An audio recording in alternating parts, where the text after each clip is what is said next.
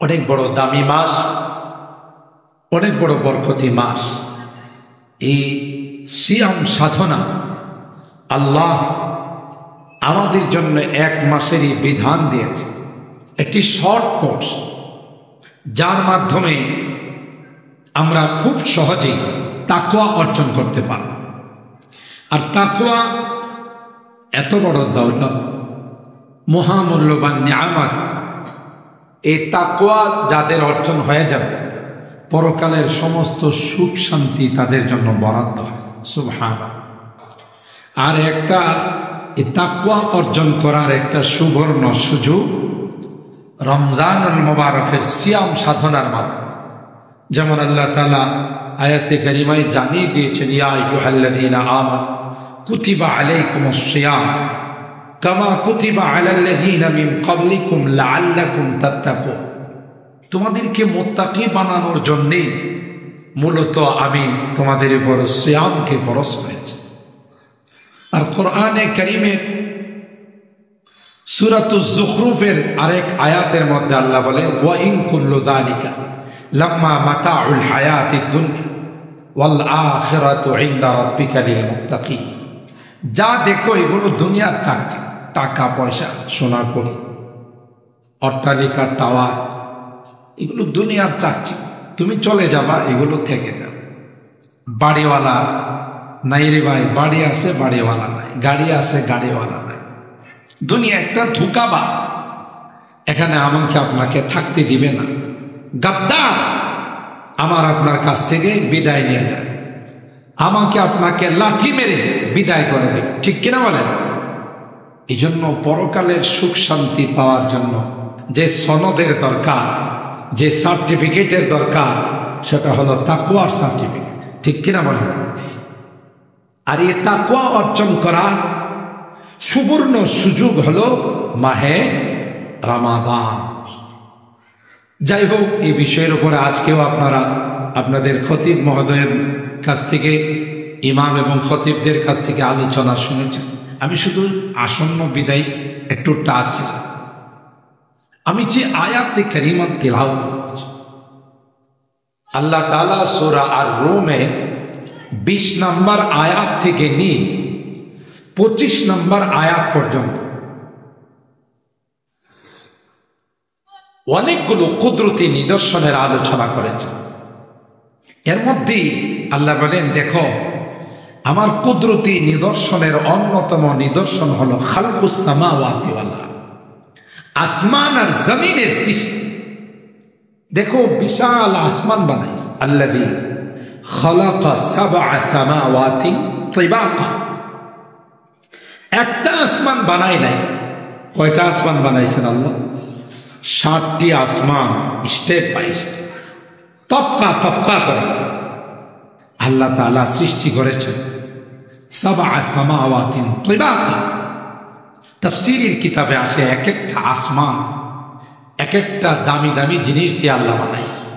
কোনো আসমান লাল স্বর্ণ, কোনো আসমান সাদা স্বর্ণ, কোনো আসমান জওহার দিয়ে, কোনো আসমান জমররাত দিয়ে, ইয়াকুত দিয়ে। এক একটা আসমানকে আল্লাহ জাল্লা জালালুহু আম্মা নাওয়াল এক একটা দামি জিনিস দিয়ে বানাইছে।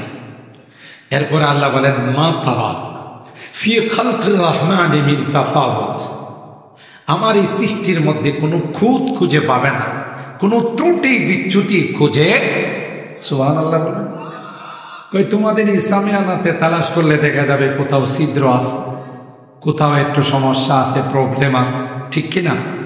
আমি যে এত বড় বিশাল সামিয়ানা বানাইলাম, আমার গোটা সামিয়ানায় বিন্দু পরিমাণ কোনো ত্রুটি তুমি খুঁজে বলেন আছে?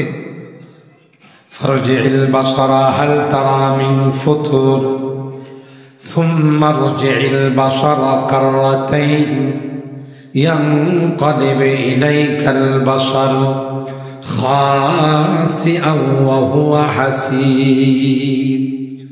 আল্লাহ বলেন, অত্যাধুনিক মেশিন দিয়ে, দামি যন্ত্রপাতি দিয়ে তোমরা যদি তালাশ করো, বারবার যদি তাকাও, আমার গোটা আসমানি কোথাও কোন রকমের ত্রুটি তোমরা খুঁজে পাবে না। সুবহানাল্লাহ। কারণ আমি আল্লাহর কারসাজি, আমি আল্লাহর কারিগরি। তোমার একটা প্যান্ডেল বানানোর জন্য এতগুলো খুঁটির দরকার হয়েছে, আর বিশাল আসমান আমি আল্লাহ বানাইছি, কোথাও একটা পিলারও তুমি খুঁজে পাবে না। আছে আল্লাহর আসমানে কোন পিলার আছে? একটাও নাই। ফুম্মারজিল বাসারা কাররাতাইনি ইয়ানকালিব ইলাইকাল বাসারু খাসিআ ওয়া হুয়া হাসিব। আল্লাহ বলেন শুধু তাই নয়, প্রথম আসমানকে আমি আল্লাহ ইন্না যায়্যানাস সামাআদ দুনিয়া বিসিনাতিনিল কাওয়াকিব ওয়া হিফযাম মিন কুল্লি শাইতানিন মারিদ লা ইয়াসমাউনা ইলাল মালাইল আ'লা ওয়া ইউকযাফুনা মিন কুল্লি জানিব দুহুরা ওয়া লাহুম আযাবুন ওয়াসিব ইল্লা মান খাতিফাল খাতফাতা ফাআতবাহু শিহাবুন সাকিব। সুবহানাল্লাহ। প্রথম আসমানকে আমি আল্লাহ তারকারাজি দিয়ে সাজাইছি। তুমি যখন আসমানের দিকে তাকাও, মিটমিট করে কি সুন্দর মিষ্টি মিষ্টি আলো দেয়। জোরে বলেন ঠিক কিনা? কে সাজাইছে? শুধু দিয়ে আসমানের মধ্যে তারকা দিয়া সাজাইছি তা নয়, নাবিকরা জাহাজ আর স্টিমার নিয়ে এক দেশ থেকে আরেক দেশে যায়। আল্লাহর আকাশের মধ্যে যদি তারকা রাজি না হতো, তাইলে তাদের পক্ষে সমুদ্রে পথে চলা সম্ভব হতো না। আসমান বানাইছি, জমিন বানাইছি, চন্দ্র বানাইছি, সূর্য বানাইছি। চন্দ্রের আলো যদি তোমার ফল ফসলের মধ্যে তার আলো যদি না লাগতো, তাইলে ফল ফসল কোনোদিন বড় হতো না।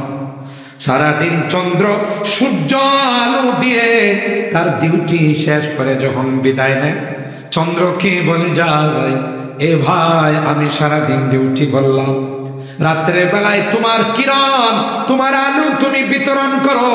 বৈজ্ঞানিকরা কয় সূর্যের আলো না লাগলে বড় হয় না, এটার মধ্যে তার স্বাস্থ্য বাড়ে না, এটা আস্তে আস্তে পুক্ত হয়। আর চন্দ্র আলো দিয়ে তার মধ্যে যে কালার, সেই কালার সৃষ্টি করে। প্রত্যেকটা ফলের যে স্বাদ, ভিন্ন ভিন্ন স্বাদের আবিষ্কার করে দেয়। আল্লাহ বলেন আলাম তারাও আন্নাল্লাহা সাখখারা লাকুম মা ফিস সামাওয়াতি ওয়া মা ফিল আরদ ওয়া আসবাগা আলাইকুম নি'মাহু যাহিরাতান ওয়া বাতিনা। আল্লাহ ডাক দেয়া কয়, গোলাম মাথা থেকে পা পর্যন্ত আমার নিয়ামতে তুমি নিমজ্জিত। সুবহানাল্লাহ। ফাবিআইয়ি আলা রাব্বিকুমা তুকাদ্দিবান, বলো আমার কোন নিয়ামতটাকে তুমি অস্বীকার করতে পারবে? ঠিক কিনা বলেন? ফাবিআইয়ি আলা রাব্বিকুমা তুকাদ্দিবান, হে মানব আর দানব, তোমরা আমার কোন নিয়ামতটাকে অস্বীকার করতে পারবে? তোমার গোটা বডিটা আমার নিয়ামতে নিমজ্জিত। একটা সেকেন্ড যদি আমার নিয়ামত উঠাইনি, তুমি আর এই পৃথিবীর জমিনে বাঁচতে পারবে। ঠিক কিনা? অক্সিজেন দেখে আমার আপনার যে অক্সিজেন কে দিচ্ছেন, এই অক্সিজেনের দাম আছে না নাই? আপনি আইসিইউতে ভর্তি করেন, সিসিইউতে ভর্তি করেন, এসডিইউতে ভর্তি করেন, এক সপ্তাহে আপনার রোগীর বিল আসবে 8 লক্ষ টাকা। আসে না? ইউনাইটেডের মতো হাসপাতাল, স্কয়ারের মতো হাসপাতাল, এভার কেয়ারের মতো হাসপাতাল, আসগর আলীর মতো হাসপাতাল, এই নামি দামি হাসপাতালে যদি আপনার রোগী ভর্তি করেন, তাকে যদি লাইফ সাপোর্টে রাখতে হয়, আইসিইউতে যদি রাখতে হয়, এক সপ্তাহ পরে তার বিল আসবে 8 থেকে 10,000 টাকা। ঠিক কিনা বলেন? আপনি যদি ডাক্তারকে জিজ্ঞাসা করেন এত বিল আসলো কেন, বলবে যে মেশিনটা দিয়ে ওনাকে লাইফ সাপোর্ট দেওয়া হয়েছে, এটা বড় দামি মেশিন, কৃত্রিম শ্বাস প্রশ্বাস দেওয়া হয়েছে। তাইলে যদি এক সপ্তাহের বিল 8 থেকে 10 লক্ষ টাকা আছে, আমার আল্লাহ যে অক্সিজেন দিলেন এটা কি 1 সপ্তাহ, 1 মাস, 1 বছর? আল্লাহ যদি আমাকে জিজ্ঞাসা করেন, গোটা জিন্দেগি আমি তোকে ফ্রেশ অক্সিজেন দিয়ে, একটা অক্সিজেন যে ব্যবহৃত অক্সিজেন তুই বাহির করে দিয়েছ, আমি গাছ গাছালি লাগাই দিছি, ওরা তোমার এই অক্সিজেনকে চুষে নিয়ে গেছে, আর ফ্রেশ অক্সিজেন আমি তোমাকে সরবরাহ করেছি, কোনোদিন তো তোমার কাছে বিল চাই না। চাইছেন? 1 সপ্তাহের বিল যদি 8 থেকে 10 লক্ষ আসে, 1 মাসের বিল কি আসে, 1 বছরের বিল কি আসে? আমার গোটা জিন্দিগিতে 60, 70, 80 বছর আমার আল্লাহ অক্সিজেন দিয়ে লালন পালন করছেন, সেই আল্লাহ কি আমার একটা সেজদা পাওয়ার উপযুক্ত নয়? জোরে বলেন। সেই আল্লাহকে আমার কাছ থেকে 5 ওয়াক্ত নামাজের জন্য 20 মিনিট করে 50 মিনিট সময় নিতে পারে না? 20 মিনিট করে, 40, 50, 60, 70, 80, 100 মিনিট, 120 মিনিট সময় আল্লাহ কি আমার কাছে পায় না? 100 মিনিট সময় পায় না? কিন্তু আমরা কি সেই সময়টা আল্লাহকে দিই? 24 ঘন্টা, রাত দিন 24 ঘন্টা দুনিয়ার ধান্দায় আমরা লিপ্ত থাকি। আল্লাহ বলে, আরে গোলাম, আমাকে একটা সিজদা দিয়ে যা। তুই যখন সিজদায় পড়ে যা, আমার সমস্ত নিয়ামতের শুকরিয়া আদায় হয়। সেই সময়টাও তো আমরা আল্লাহকে দিতে রাজি, আমরা নেমো খান। এই জন্য তো আল্লাহ বলছেন, অকান আল ইনসান ও কাফুরা, যে ইনসান বড় নাফরমান, বানাইলাম আমি, মার পেটে খাবার দিলাম আমি, দুনিয়াতে আসার পর তার মার বুকে তার খাবার স্টক করে রাখলাম, এরপরে মোটা চাউল খাইতে পারবে না, 28-এর চাউল খাওয়া তার পক্ষে সম্ভব না, কারণ তার গলার ছিদ্রটা আছে 27। 28-এর চাউল যদি ঢুকায়, এটা কি ভিতরে ঢুকবে? এটা তো 1 ইঞ্চি আরো বেশি। এই জন্য আল্লাহ বলেন, তোমার জন্য আমি জমিনের মধ্যে চিকন চাউল উৎপাদন করে দিয়েছি। সুবহান আল্লাহ বলেন। পোলাওয়ের চাউল তোমার আম্মা, তোমার আব্বা তোমাকে নরম করে খিচুড়ি পাকায়া খাওয়াইছে, চাউলটা দিয়েছেন কে? জোরে বলেন, কে দিয়েছেন? আলাম তারা আন্নাল্লাহা সাখখারা লাকুম মা ফিস সামাওয়াতি ওয়া মা ফিল আরদ ওয়া আসবাগা আলাইকুম নি'আমাহু যাহিরাতাও ওয়া বাতিনা। আল্লাহ ডাক দেয়া কই, গোলাম কিছুই চায় না, সারাদিন আমার সূর্য তোমাকে বিদ্যুৎ দেয়। কোনদিন কি সূর্য ধর্মঘট করছে? বেতন ভাতা বাড়াই দিতে হবে, না হলে ডিউটি করবো না। কোনদিন সূর্য ধর্মঘট করে নাই, কোনদিন কর্মবিরতি ডাকে নাই। সকাল থেকে নিয়ে সন্ধ্যা পর্যন্ত আমাকে আপনাকে বিদ্যুতের সার্ভিস দিয়েছে। আল্লাহ তাআলা তো প্রতি মাসে আমাদের জন্য বিদ্যুতের বিল পাঠান নাই, পাঠাইছে। আল্লাহ যে বিদ্যুৎ দিয়েছেন, ডেস্কো আর পল্লী বিদ্যুতের চাইতে বিদ্যুতের পাওয়ার কম না বেশি? সব কিছু তোমার জন্য ফ্রি করে দিলাম। আর মুয়াজ্জিন আমার পক্ষ থেকে যখন তোমাকে ডাক দেয়, হাইয়া আলাস সালাত, আসো রে নামাজে আসো, তুমি জিজ্ঞাসা করো গেলে কি হবে, তখন মুয়াজ্জিন বলে হাইয়া আলাল ফালাহ। আসলে দুনিয়াতেও মঙ্গল, পরকালেও মঙ্গল, ঠিক কিনা বলেন? এইটুকুন সময়ও যদি তুমি আমাকে না দাও, তাহলে কিন্তু কঠিন পরিণতি হবে। আমি যদি তোমার একটা নিয়ামত সম্পর্কে জিজ্ঞাসা করি, গোটা জিন্দেগির সব কিছু দিয়েও তুমি এই নিয়ামতের বিনিময় দিতে পারবে না। আল্লাহ বলেন, খালকুস সামাওয়াতি ওয়াল আরদ, আসমান আর জমিন নিয়ে তুমি চিন্তা করো। কে সাজাইছেন এই আসমান, কে সাজাইছেন এই জমিন? পৃথিবীতে তো শুধু পানি আর পানি ছিল, কোথাও পৃথিবীতে মাটি ছিল না। কোরআনের সূরাতুল আম্বিয়ার আয়াত, ওয়া জাআলনা মিনাল মাই কুল্লা শাইইন হাই, সব কিছুকে আমি পানির থেকে সৃষ্টি করেছি। গোটা পৃথিবীতে শুধু পানি আর পানি ছিল। সর্বপ্রথম পৃথিবীতে যেখানে মাটির আবিষ্কার হয়েছে সেটা হলো খানায়ে কাবার বিজ্ঞান। সুবহানাল্লাহ। পানির মধ্যে যখন মাটি হয়, বালু দিয়া ভরাট করা হয়, এটা শক্ত থাকে না নরম থাকে? বলেন। পুকুর যদি ভরাট করা হয়, খাল বিল যদি ভরাট করা হয়, এই মাটি কি শক্ত হয় না নরম হয়? স্বাভাবিক চলাফেরা করা যায় না। আল্লাহ কই তোমরা, আমি যেহেতু পানির মধ্যে মাটির আবিষ্কার করছি, তোমাদের চলাচলে কষ্ট হবে, এই জন্যে আমি আল্লাহ তোমাদের জন্যে অগণিত অসংখ্য পাহাড় বানাই দিলাম, যে পাহাড়ের দ্বারা মাটিকে আমি মজবুত করে দিলাম। সবচেয়ে বেশি পাহাড় হলো সৌদি আরব, তাই না? সৌদি আরবের শুধু পাহাড় আর পাহাড়। খুব সম্ভব সৌদির প্রথম বাদশা যিনি, ধরেন বাদশা ফয়সাল বা যেই প্রথম বাদশা থাকে, পাহাড়গুলো বোধহয় উনি বানাইছেন, তাই না? সৌদি আরবের যিনি প্রতিষ্ঠাতা রাষ্ট্রপতি, তিনি বোধহয় কি করছেন? কে বানাইছেন? জোরে বলেন কে? সূরা নাবার মধ্যে আল্লাহ বলেন, আলাম নাজআলিল আরদা মিহাদা ওয়াল জিবালা আওতাদা ওয়া খালাকনাকুম আজওয়াজা ওয়া জাআলনা নাওমাকুম সুবাতা ওয়া জাআলনাল লাইলা লিবাসা ওয়া জাআলনান নাহারা মাআশা। আল্লাহ বলেন তোমরা কি একটু তাকাও না, একটু চিন্তা করো না?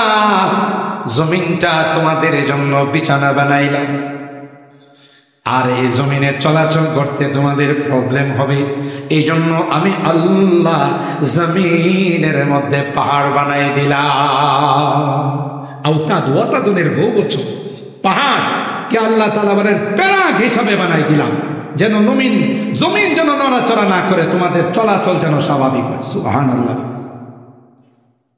অন্য আয়াতে আল্লাহ বলেন ওয়াফি আনফুসিকুম আফালা তুবসিরুন। দূরে যাওয়ার দরকার নাই, তোমার বডির মধ্যে তুমি চিন্তা করো, মাথা থেকে নিয়ে পা পর্যন্ত। আল্লাহ বলেন তোমার এই বডিটা কত সুন্দর করে আমি বানাইলাম, তোমার স্ট্রাকচারটাকে খুব সুন্দর করে সাজাইলাম। আল্লাহ ডাক দিয়া কয় সমস্ত অঙ্গগুলো ফেরেশতা দিয়ে সাজাইলাম, সেটআপ দেওয়াইলাম, কিন্তু মুখটা যখন সেটআপ দেওয়ার দরকার হলো, তখন স্বয়ং আমি আল্লাহ কুদরতি হাতে মুখটাকে সেটআপ দিলাম। সমস্ত দামি জিনিসগুলো তোমার চেহারার মধ্যে রেখে দিলাম, চোখটাও চেহারার মধ্যে রেখে দিলাম, কানটাও চেহারার মধ্যে রেখে দিলাম, নাকটাও চেহারার মধ্যে রেখে দিলাম, মেমোরিটাও আমি আল্লাহ তোমার চেহারার মধ্যে রেখে দিলাম। ঠিক কিনা বল? আল্লাহ বলেন এগুলো আমার নিজের হাতে কুদরতে হাতে সেটআপ দিয়েছি। কেন? আল ওয়াজহু মাজহারু কুদরাতিল্লাহি তাবারাকা ওয়া তাআলা। একটা চেহারা দেখলে যেন তুমি আমি আল্লাহর পরিচয় পেয়ে যাও।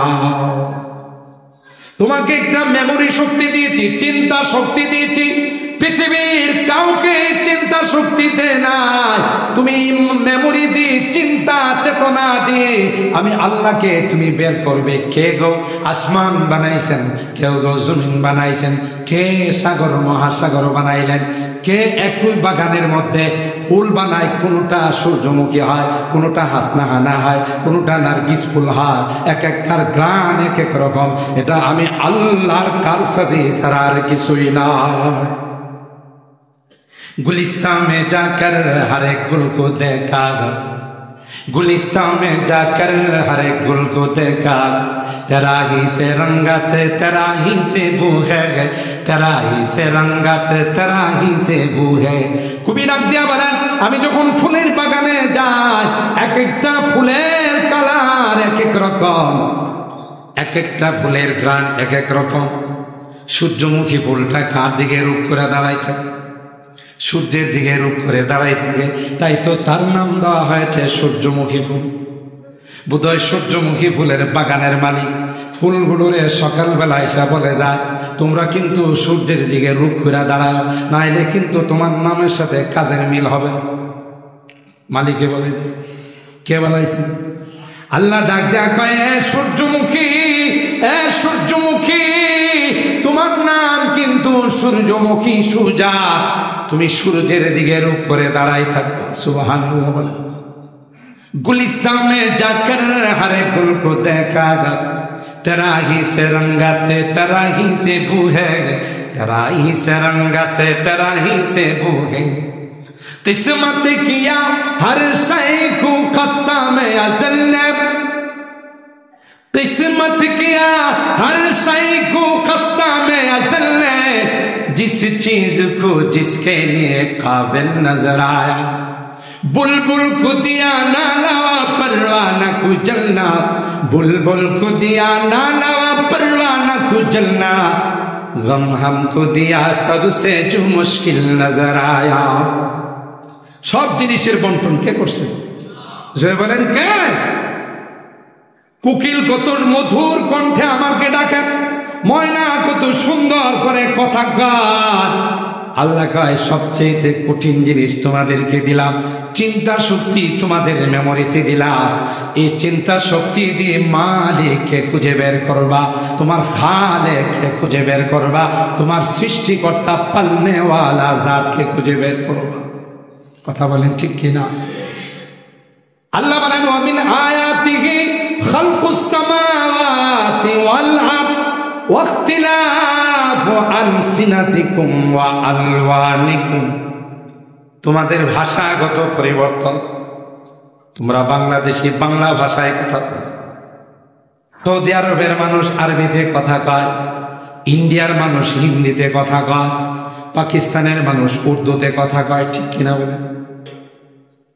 এই যে ভাষাগত পরিবর্তন, এই তো গেল 21শে ফেব্রুয়ারি আন্তর্জাতিক মাতৃভাষা দিবস আমরা পালন করি, ঠিক কিনা বলেন? 21শে ফেব্রুয়ারি আসলে আমাদের স্লোগান 21শে ফেব্রুয়ারি আমি কি তোমায় ভুলিতে পারি, কথা কয়। কিন্তু কোরআনে আল্লাহ কার এই ভাষা তোমরা বানাও নাই, স্থপতি রাষ্ট্রপতি শেখ মুজিব বানায় নাই, কথা বলেন ঠিক কিনা? কে বানাইছে? আমি যদি আপনাদের একটু গোড়ার দিকে নিয়ে যাই, হযরত আদমকে যখন আল্লাহ তাআলা বানানোর ইচ্ছা করলেন, ফেরেশতাদের কাছে আল্লাহ পেশ করলেন ইন্নী জাইলুন ফিল আরদি খলিফা, জমিনের মধ্যে প্রতিনিধিত্ব করার জন্য আমার একজন খলিফা বানাবো, তোমাদের মতামত কি পরামর্শ নেওয়ার জন্য। ফেরেশতারা কয় কি দরকার, এমন জাতি বানাবেন আতাজআলু ফিহা মান ইউফসিদু ফিহা ওয়া ইয়াসফিকুদ দিমা, এমন জাতি কেন বানাবেন? এক একজন এক একটা করবে, কেউ বিন, কেউ আওয়ামী লীগ, কেউ জাতীয় পার্টি, দলীয় কারণে তাদের মধ্যে গন্ডগোল হবে, বিভিন্ন বিষয় নিয়ে মারামারি করবে। আল্লাহ দরকার না যায়, আমরাই তো তোমার তাসবিহ তাহলিলের জন্য যথেষ্ট। আল্লাহর কাছে জবাব দিয়েছি। আপনাদের কাছে প্রশ্ন, এই যে ফেরেশতারা বলল যে যাদেরকে বানাবেন ওরা মারামারি করবে, কাটাকাটি করবে, খুনাখুনি করবে, রক্তপাত করবে, আমাদেরকে তো আল্লাহ এখনো বানান নাই, বানাইছে শুধু পেশ করলে। তাইলে ফেরেশতারা কি করে বুঝলো আমরা যে এক একজন এক একটা দল করব, আমরা যে মারামারি করব, কাটাকাটি করব, খুনাখুনি করব? এটার এক নম্বর জবাব হলো আমাদের পূর্বে পৃথিবীর মধ্যে জিন জাতির বসবাস ছিল, এরা গোটা পৃথিবীটা অশান্ত করে ফেলছে। এই জন্য আল্লাহ ফেরেশতা পাঠায়া সবগুলোকে জমিন খালি করে পাহাড়ে জঙ্গলে তাদেরকে পাঠিয়ে দিয়েছে। এই জন্য কোনো বাচ্চা কাচ্চাদেরকে যখন জিন ধরে, জিন হুজুরের কাছে নিয়ে গেলে যখন তাকে ছাড়ায়, জিজ্ঞাসা করে তোর নাম কি? কয় পবিত্র সরকার। কথা কয় না? তোর নাম কি? আমার নাম অমুক রাজমন। কথা কয়? যত বিজাতির নাম আছে এগুলো বলে। কোন জায়গায় তুমি বসবাস করো? অমুক পাহাড়ে, অমুক জঙ্গলে আমি থাকি, বলে না? সবগুলো থেকে পৃথিবীটাকে খালি করে দিয়েছে, কারণ আল্লাহ কয় তোমাদেরকে দেয়া হবে না, আমি এমন এক জাতি বানাবো যারা গুনাহ যদি হয়ে যায় সাথে সাথে চোখের পানিগুলো ছেড়ে দিয়ে আমার আল্লাহর কাছে তওবা করো। জিন জাতি নয়, পৃথিবীর কেউ গায়েব যাবে না, ঠিক কিনা বলেন? যারা বলে যে নবী আলিমুল গায়েব, নিঃসন্দেহে কোরআনের আয়াতের বিরুদ্ধে কথা বলে। কথা বলেন ঠিক কিনা? আলিমুল গায়বি ফালা ইউযহিরু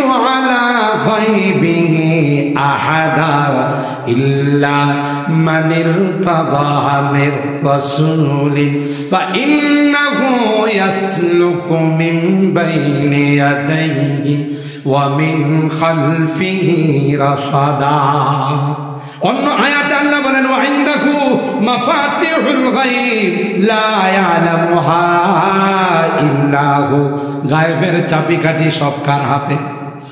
আর জোরে বলেন। আকীদার কথা, আল্লাহর গুণ যদি কোনো মানুষকে কোনো নবীকে দেওয়া হয়, ঈমান থাকবে না যাবে? জোরে বলেন। ঈমান থাকবে না, ঈমান চলে যাবে। আল্লাহ বলেন গায়েবের চাবিকাঠি আমার হাতে। হ্যাঁ, নবীদেরকে যেই পরিমাণ গায়েবের খবর আল্লাহ জানান সেই পরিমাণ জানেন, এর বাইরে কিছু জানেন। কথা কি ঠিক না? ঠিক। আকীদা রাখতে হবে, বিশ্বাস করতে হবে। কেউ যদি এই গুণ, আল্লাহর গুণ মানুষকে দিয়ে দেয়, তার ঈমান থাকবে না, মুশরিক হয়ে যাবে, শিরক হয়ে যাবে। তো গায়েব একমাত্র আল্লাহ জানেন, আর কেউ জানে না। তো জিন জাতি এবং ফেরেশতারা গায়েব জানে না। কোরআনে কারীমের সূরাতুস সাবার মধ্যে আল্লাহ তাআলা একটা ঘটনা বর্ণনা করছে। সুলাইমান আলাইহিস সালাম বাইতুল মুকাদ্দাস যখন নির্মাণ শুরু করলেন, দেও দানব দিয়ে তিনি কাজ শুরু করছেন, কারণ সব তো ওনার কথা শুনত। ঠিক কিনা বলেন? ওয়াহশির আলী সুলাইমান লিজুনুদিহি মিনাল জিন্নি ওয়াল ইনসি ওয়াত তায়রি ফাহুম ইউজাউন। আল্লাহ কোরআনে বলেন সব তার কথা মানত। দেওদানব দিয়ে যখন তিনি বাইতুল মুকাদ্দাসের কাজ শুরু করে দিলেন, আল্লাহর কি কুদরতি কারিশমা! মসজিদের কাজ যখন মাঝ পর্যায়ে আসছে, সুলাইমান আলাইহিস সালামের হায়াত, সুবহানাল্লাহ, আজরাইল আলাইহিস সালামকে আল্লাহ পাঠাইলেন যে নবী সুলাইমানকে নিয়ে আসেন। সুলাইমান আলাইহিস সালামকে আয়েশা সালাম জানাইলেন যে আল্লাহ আপনাকে সালাম জানাইছেন। আমার তো কোনো আপত্তি নাই, আল্লাহ ডাক দিয়েছেন, আমি চলে যাব, কিন্তু আমি গেলে তো এই মসজিদ আর থাকবে না। দেওজা যা বানাইছে ওইটাও ভেঙে ফেলবে, তাহলে মসজিদের কি হবে?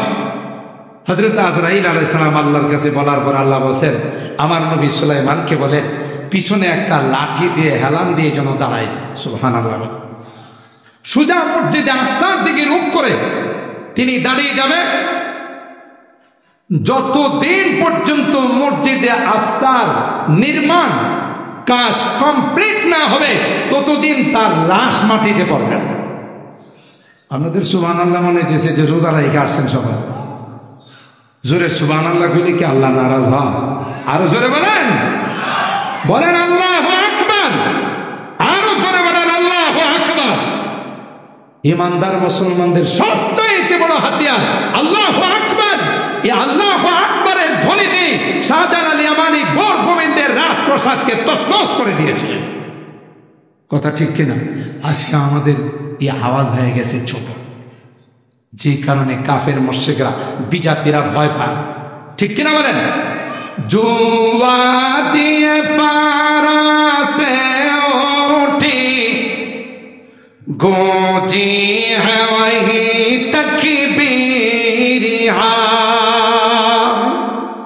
তাকবীরের আওয়াজ বিজাতিদের কলবের মধ্যে আঘাত করে। ঠিক কিনা বলেন? সর্বপ্রথম এই তাকবীরের আওয়াজ দিয়েছিল আসহাবে কাহাফের 7 জন যুবক। জালেম বাদশা, মুশরিক বাদশা যখন দেশে আইন করে দিয়েছিল শিরকি আইন, সর্বপ্রথম বাদশার সামনে আঙ্গুল উঁচা করে যারা নারায়ে তাকবীরের আওয়াজ দিয়েছিল, আল্লাহু আকবারের আওয়াজ দিয়েছিল, এরা আর কেন? এরা আসহাবে কাহাফের 7 জন যুবক। সুবহানাল্লাহ।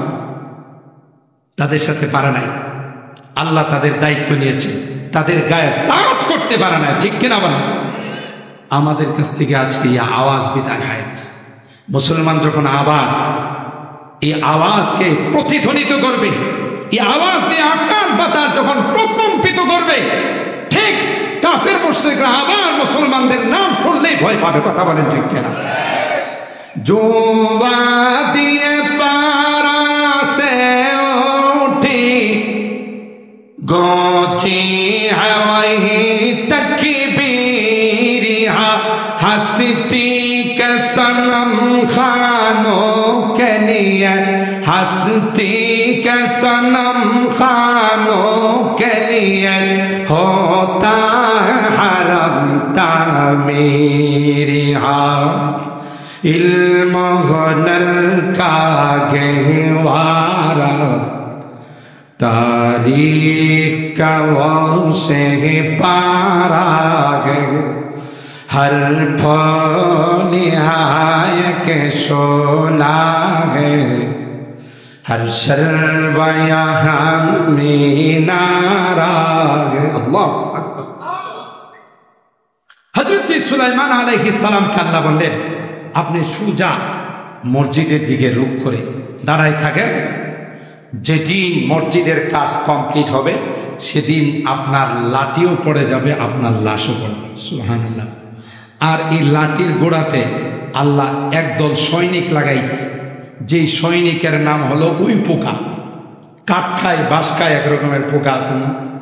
আল্লাহ এদেরকে বলে দিয়েছে সাবধান, বেশি খাবে না কিন্তু, তাইলে মসজিদের কাম শেষ হওয়ার আগেই লাঠি বেড়ে যাবে। আবার একবারে কম খাবে না যে কাজও শেষ হয়ে গেছে এখনো লাঠি পড়ে না, আমি যেই পরিমাণ খাইতে বলছি সেই পরিমাণ খাবে, কমও না বেশি। এই পোকাগুলো মনে হয় বুয়েটের ছাত্র ছিল, রুয়েটের ছাত্র ছিল, টেকনিক্যাল কলেজের ছাত্র ছিল। কার কলেজের ছাত্র? জোরে বলেন কার? আল্লাহ বলেন কলা ফামান রব্বুকা ইয়া মুসা।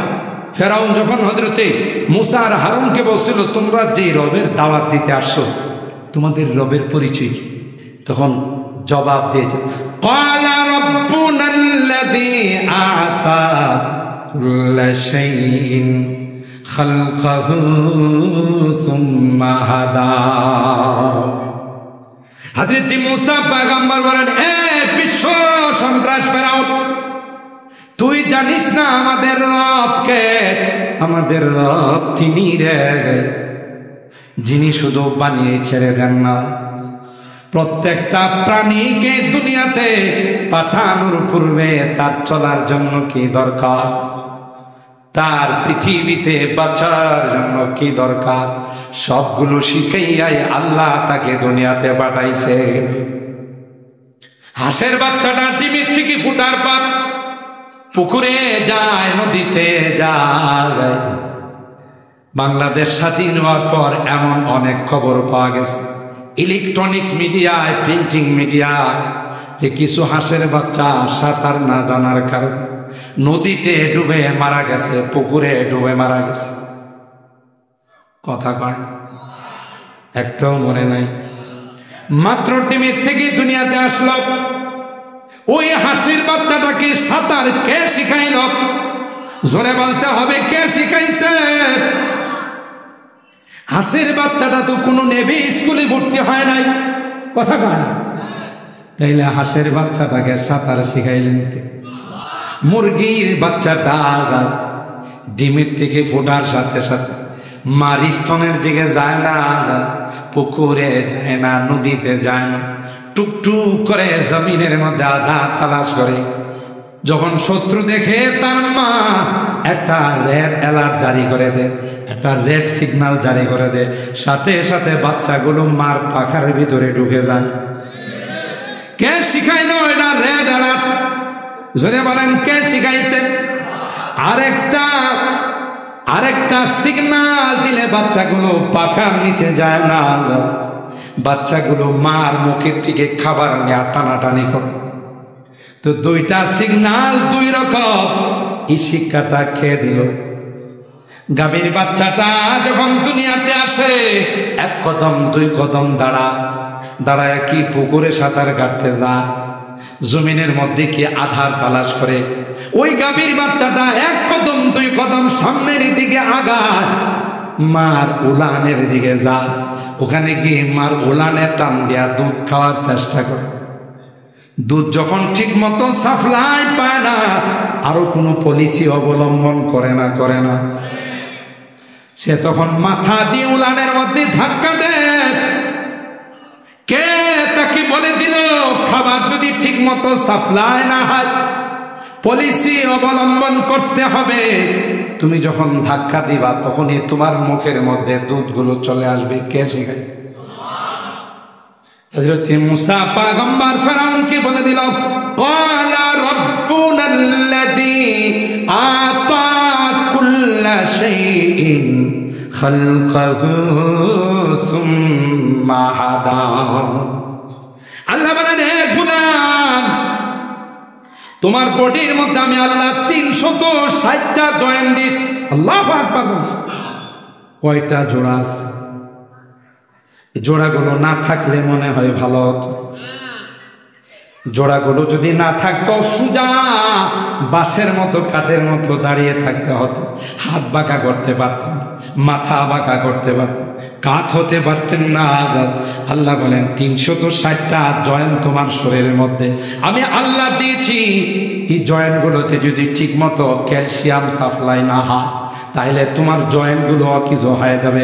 অর্থোপেডিক ডাক্তারের কাছে যদি তুমি যাও, হাত জোড়া বিশেষজ্ঞ ডাক্তারের কাছে যদি যাও, ডাক্তার সাহেব হাঁটুর মধ্যে ব্যথা করে, ডাক্তার সাহেব এক্সরে করে বলবে আপনার ক্যালসিয়াম শর্ট।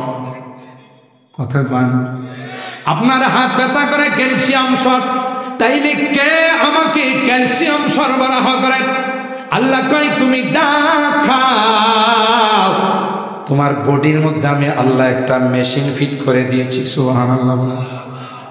তোমার খাবারগুলো ওই মেশিনে যখন যায়, মেশিনে যাওয়ার পর কিছু অংশ তোমার গোশতের মধ্যে চলে যায়, ওখান থেকে কিছু অংশ তোমার ব্লাডের মধ্যে চলে যায়, ওখান থেকে কিছু অংশ তোমার ট্যাঙ্কির মধ্যে চলে যায়, আবার কিছু অংশ আমি আল্লাহ ওখান থেকে তোমার 360টা জয়েন্টের মধ্যে পাঠাই দিই। কে পাঠান? আল্লাহ বলেন ওয়াফি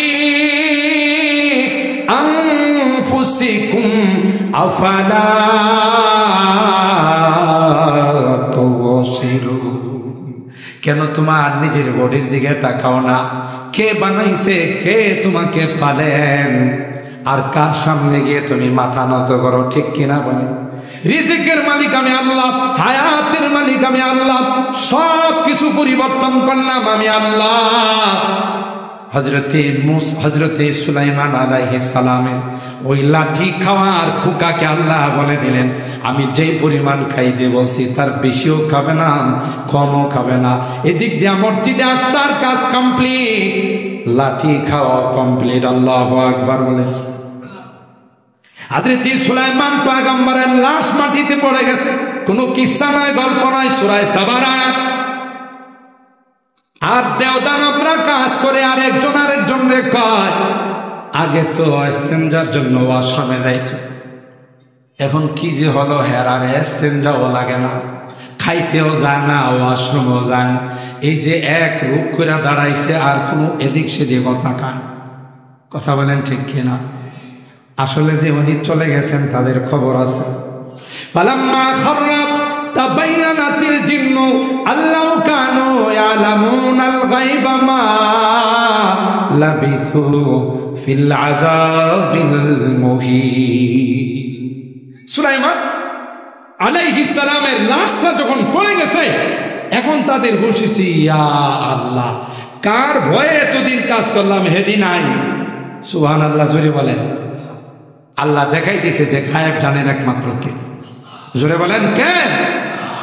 ফেরেশতারা যখন ভেটো দিলাম, আরেকটা কথা মনে মনে বললাম, লা ইয়াখলুকা রাব্বুনা খালকান আকরামা আলাইহি মিন্না ওয়ালা আ'লাম।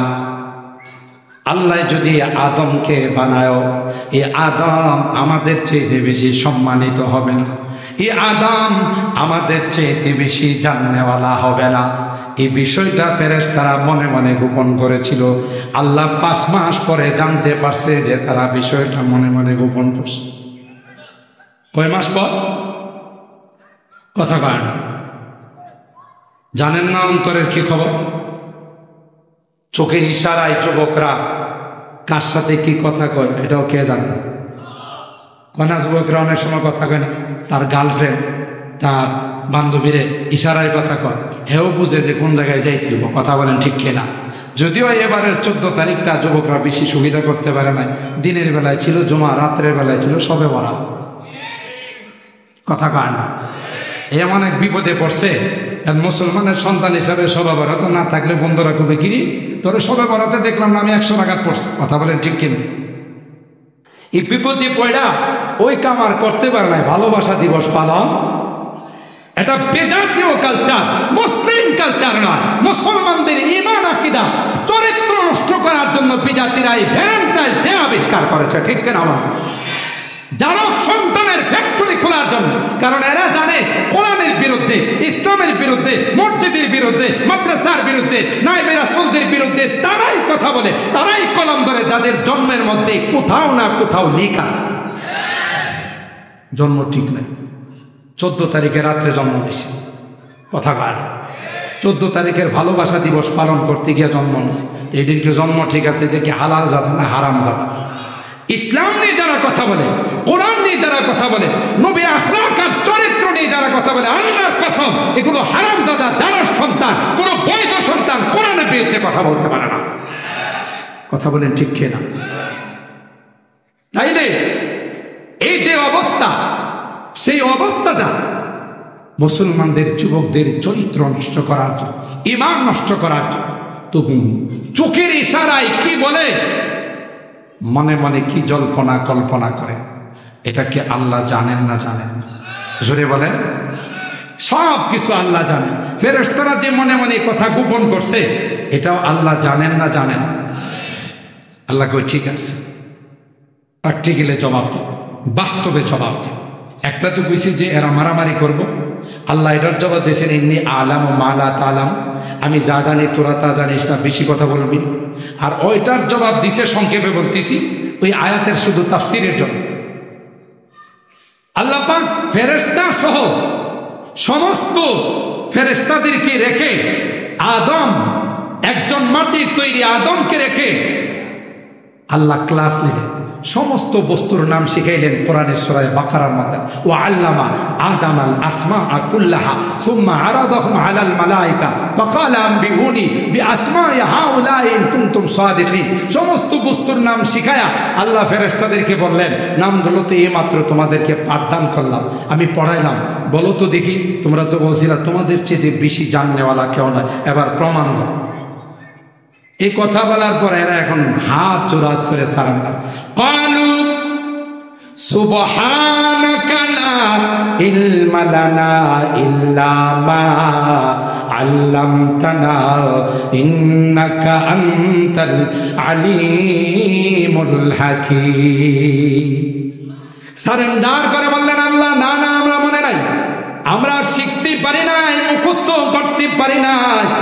আল্লাহ কয়, বলার সময় তো পণ্ডিতি করছি না, তোমাদের চাইতে বেশি জাননেওয়ালা নাই, তোমাদের চাইতে বেশি সম্মানিত কেউ নাই। এখন কেন পারো না?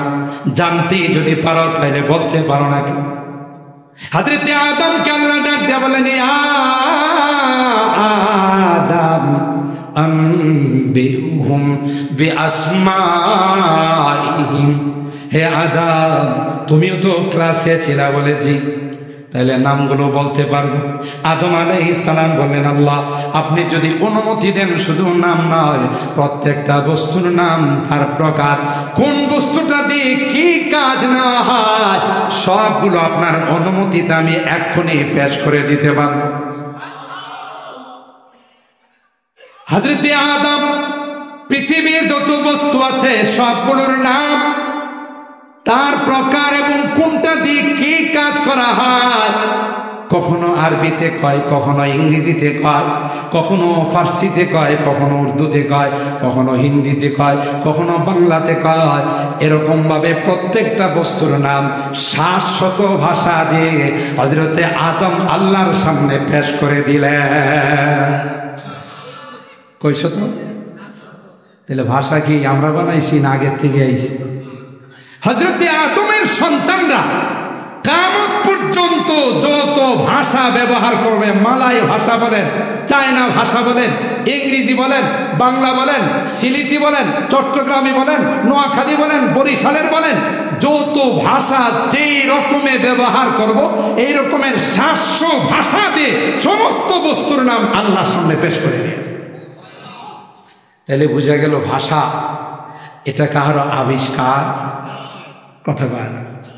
ইংরেজি ভাষা কেউ আবিষ্কার করে নাই, আরবি ভাষা কেউ আবিষ্কার করে নাই। বাবা আদম আলাইহিস সালামের সন্তান সে হোক ইংরেজ, হোক সে ইহুদি, হোক খ্রিস্টান, হোক হিন্দু, হোক বৌদ্ধ, ভাষা তো একটা ব্যবহার করে। এই ভাষাগুলো বাবা আদম আলাইহিস সালাম তখনই আল্লাহর সামনে সমস্ত বস্তুর নাম সব ভাষা দিয়ে তিনি পেশ করে দিলেন। আর এই ভাষাগুলোই কিয়ামত পর্যন্ত আদম আলাইহিস সালামের এই ভাষাগুলো তার সন্তানদের মধ্যে আল্লাহ বিস্তার করে দিয়েছেন। সুবহানাল্লাহ। তাইলে বোঝা গেল আমাদের বাংলা ভাষাও আমাদের আদি পিতা আদম কি করছেন? যখন এই গ্লাসের নাম আসছে তখন আল্লাহর কাছে বলছে যে আল্লাহ এটা হলো গ্লাস, এই গ্লাসের মধ্যে আবার ছোট সাইজের যেটা এটা হলো 4 কাপ, আবার যেটা একটু বড় হয় এটাকে মগ বলে। এই সবগুলো আল্লাহর সামনে তিনি বলে দিয়েছেন বাংলা ভাষা। সুবহানাল্লাহ। তাহলে বোঝা গেল আন্তর্জাতিক মাতৃভাষা দিবস এটা আমাদের আবিষ্কার করা নয়। মাতৃভাষা কার কোনটা হবে?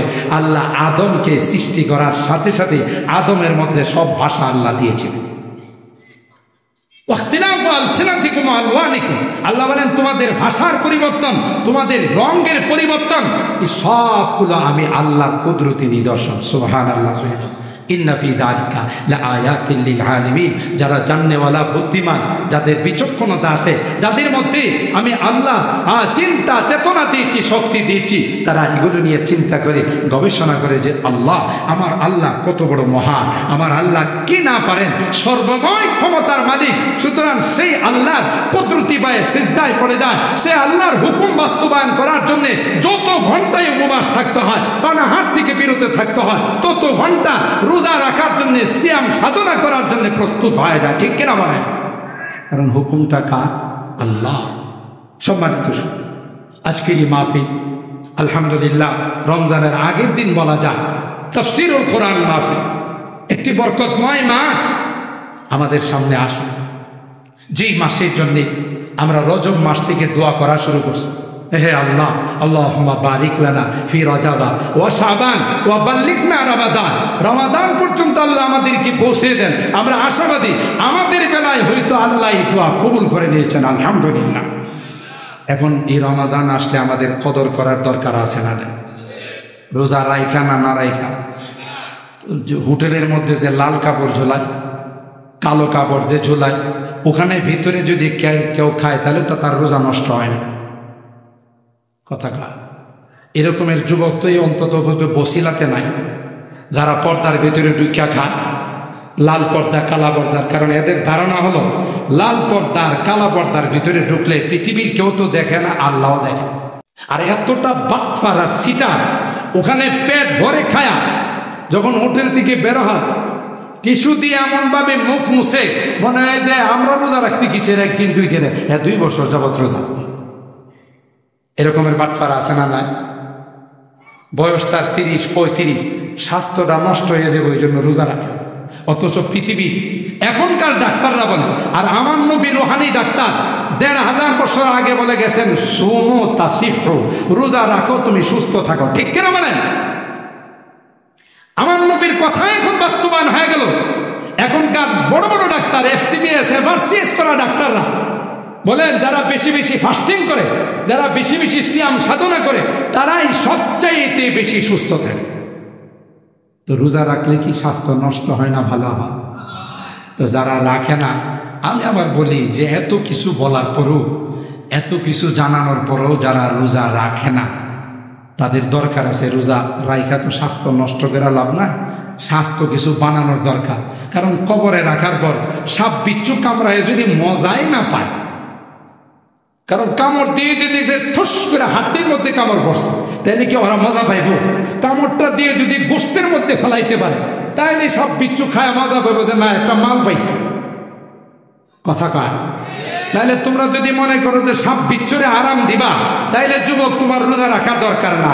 আর যদি বলো যে জান্নাতের দরকার, তাইলে অবশ্যই রোজা রাখতে হবে। ঠিক কিনা বলেন? আর এলাকাবাসীকে বলে যায়, যে এলাকায় যে হোটেল রেস্তোরাঁ খোলা থাকবে তাকে ভালো করে বুঝাবেন যে রমজান মাসের বেইজ্জতি আমরা করতে চাই না, রমজানকে অপমান করতে চাই না, আল্লাহর রাস্তায় তোমার হোটেল বন্ধ করো। যদি সহজে সুন্দর কথায় বন্ধ না করে, তাকে বল প্রয়োগ করে হোটেল বন্ধ রাখতে হবে। কথা বলেন ঠিক কিনা?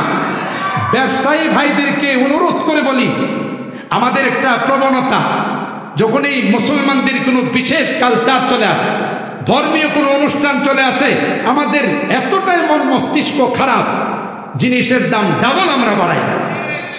অথচ বিদাতিরা তাদের ধর্মীয় কোনো অনুষ্ঠান আসলে প্রত্যেকটা জিনিসের দাম অর্ধেকে নামায়।